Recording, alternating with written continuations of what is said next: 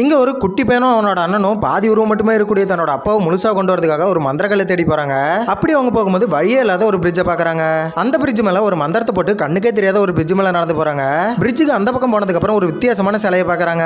அந்த சிலையை பார்த்துட்டு இந்த பக்கமா தான் நம்ம போகணும் அப்படின்னு அந்த குட்டி பையனும் அவனோட அண்ணனும் பேசிட்டு இருக்கும்போது அந்த இடத்துக்கு ஒரு போலீஸ் ஆபீசரும் வந்துடுறாரு. அந்த போலீஸ் ஆபீசரும் நீங்க பண்றதெல்லாம் தப்பு, உடனே உங்களோட வீட்டுக்கு போங்கன்னு சொல்றாரு. ஆனா அந்த குட்டி பையனும் அவனோட அண்ணனும் அந்த போலீஸ் ஆபீசரை ஏமாத்திட்டு அங்க இருந்து தப்பிச்சு போயிடுறாங்க. தப்பிச்சு போன அவங்களும் இன்னொரு வித்தியாசமான சிலையை பாக்குறாங்க. அந்த சிலையில இருந்து ஒரு வித்தியாசமான ஸ்டோனையும் கண்டுபிடிக்கிறாங்க. அதுக்கப்புறமா ஒரு குகையை கண்டுபிடிச்சு அந்த ஒரு குகைக்குள்ள ஒரு ஆறு ஓடுறதையும் கண்டுபிடிக்கிறாங்க. ஆத்துக்கு அந்த பக்கம் போனதுக்கு அப்புறம் எக்கச்சக்கமான டிராப்பை பாக்குறாங்க. ஒரு வழியா அந்த டிராப்லாம் சமாளிச்சு இவங்க வெளியே வந்து பார்த்தா இவங்க இத்தனை வருஷமா படிச்சுட்டு இருக்கக்கூடிய ஒரு ஸ்கூலுக்கே வந்து நிக்கிறாங்க.